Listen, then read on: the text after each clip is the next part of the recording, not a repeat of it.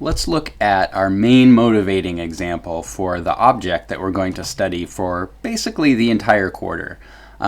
So the example is this. Suppose we're sitting above the surface of a pond and we're looking down at the surface of the water. So this is a portion of the surface of the pond. And imagine that there's debris floating around on the surface of the pond. Well, we could watch at every point on the part of the pond that we're watching. We could record the velocity of the debris at that point on the surface of the pond. So at this point, we could record the velocity of the debris here, and maybe the debris is moving up and to the left at a certain speed, and over here the debris is barely moving at all. Right? If we go through every point on the surface of this pond, we could record a little arrow that indicates the velocity of the debris at that point. So that sort of prompts the question: what kind of function is this? Right? Something depends on something else, so that makes it a function. But what kind of function is it? I mean, whatever the output of this function is, well, it's a velocity. Right, because what we're recording is the velocity of the bits of debris floating around on the surface of the pond here. And velocity is a vector. If you look at each one of these arrows, anytime you see an arrow, I hope you think, oh, that's probably a vector. That's definitely the case in this situation. So the output of this kind of function is a vector. And in this case, it's a 2D vector, right, a 2-entry vector, because the debris floating on the pond is constrained to be on the surface of the pond. That's why it's floating and not levitating or sinking. And so the vectors have to stay parallel to the surface of the pond. So that's why these vectors, we can consider them to be two-dimensional. But what is the input for this function? Well, there's a different velocity vector for every position on the surface of the pond. And to describe a position on the surface of the pond, we need a left-right position and an up-down position, right? We have to get a velocity vector, we have to specify what is the point that we're talking about, because different points have different velocity vectors. And these points are points in a plane, or at least a portion of the plane. So the input for this function is a position that we're going to write down as a tuple, a point with 2 coordinates. So this kind of function, it has 2 inputs and 2 outputs, right? The 2 inputs are the x and y coordinate of the point, and the 2 outputs are the 2 coordinates, or the 2 entries of the velocity vector. So this is a function that has multiple inputs and multiple outputs.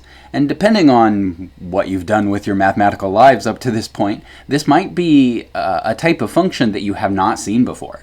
So in single variable calculus, you deal with functions that have 1 input and 1 output. And in Calc 3, you work with functions that have many inputs and 1 output, right? So this is functions like, say, f of x, y, where you have partial derivatives and you can do iterated integrals and that sort of thing. And also you work with functions that have 1 input and many outputs.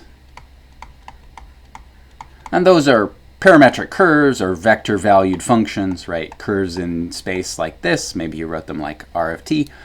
But this is a new situation where we have many inputs and many outputs.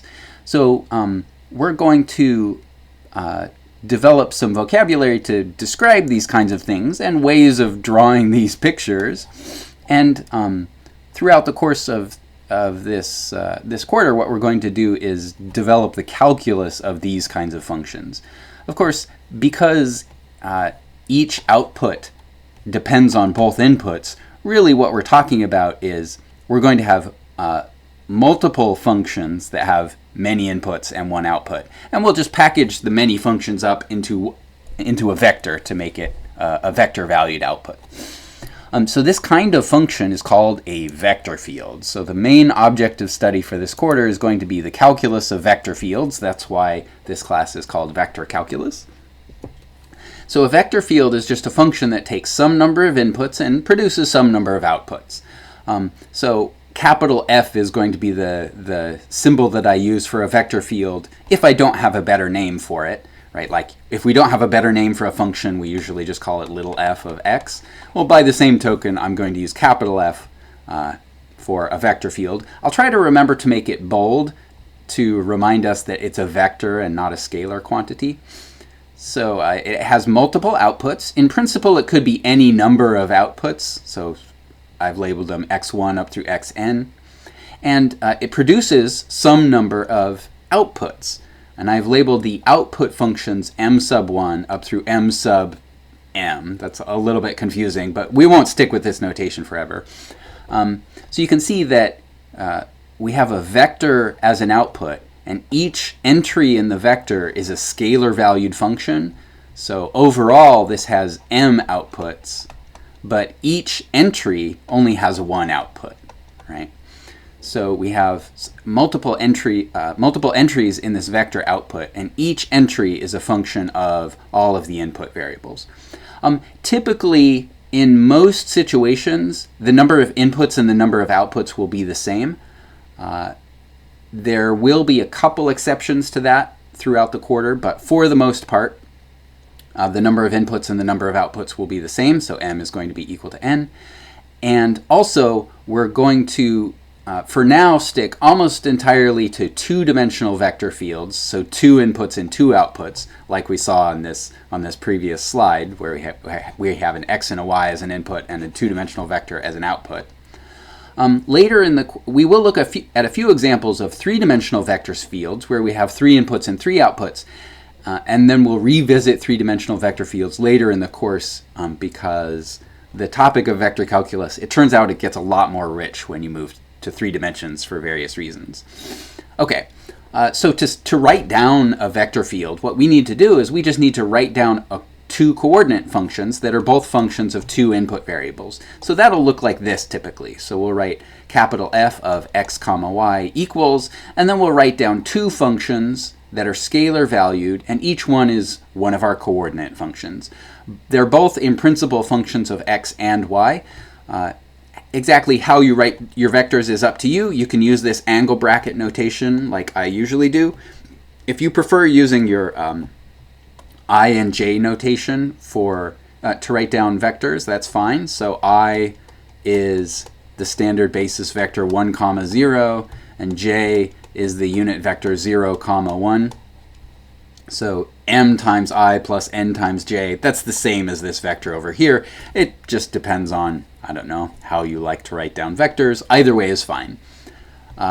So here's an example of a vector field, right? It's just our coordinate function, our x coordinate function here is x squared minus y. Our y coordinate function, so playing the role of n, is y squared minus y times x. So here's m.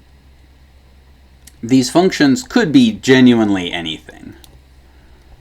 If we have a 3-dimensional vector field, we'll call the third coordinate function for our z coordinate for our output vector. We'll call that function p, just, I don't know, to continue the trend. O isn't a great name because it looks too much like 0. And in 3 dimensions, of course, you have to extend what I and j mean to give them a third coordinate if you're going to work in 3 dimensions. So I is 1, 0, 0, j is 0, 1, 0, and k is 0, 0, 1. So these are our standard unit vectors in 3 dimensions. And again, either notation is fine. So to write down a vector field in 3 dimensions, you have to specify 3 different coordinate functions or component functions. So for example, our first component function, our x component, might be the function y times z, so it depends on our inputs. Y might be x times z, and the z coordinate for our output might be x times y. And again, it could be really any formula that shows up in these components. As with any function, vector fields might have, their domain might be smaller than the entire xy plane in the 2-dimensional case, or the entire 3 space in the 3-dimensional case, just depending on what sort of functions show up in your coordinates.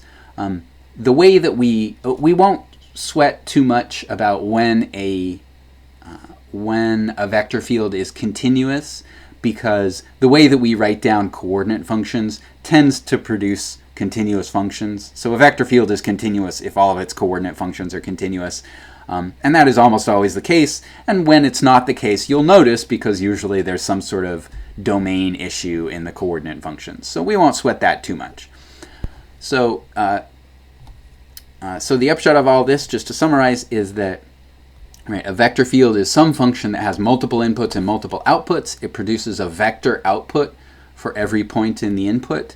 And for our cases, almost always, we will have the same number of inputs and outputs, and we will almost always be working with either two-dimensional or three-dimensional vector fields.